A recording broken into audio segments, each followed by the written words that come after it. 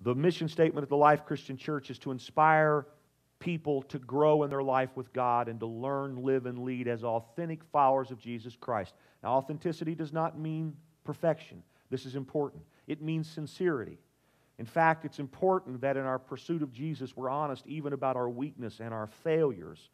Because one of the things that many in our society are turned off about as it concerns Christians is hypocrisy.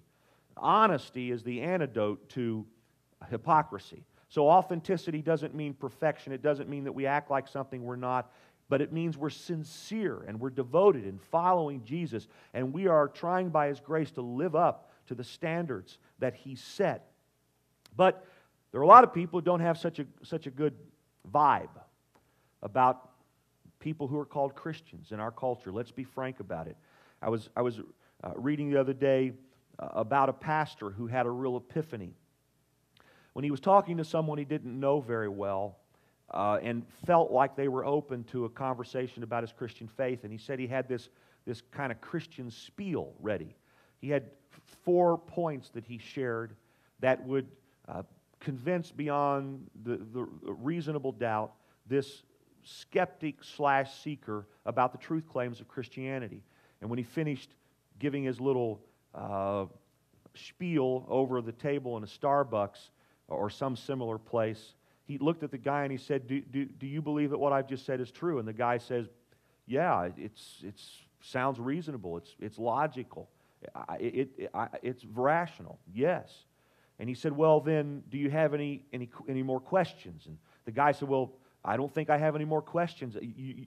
What you've said is pretty convincing. And he said, well, then, do you want to now confess your faith in Jesus Christ? And he said, no, absolutely not.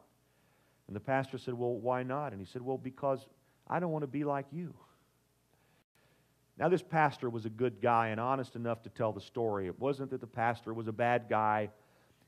This guy was talking about the stereotype of Christians in our culture.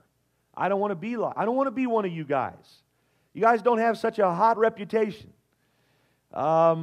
So even though all this stuff about Jesus might be true, I'm not willing to buy in. Now, does it matter, guys, what outsiders think? See, some people would say, it doesn't matter what anybody else out there thinks.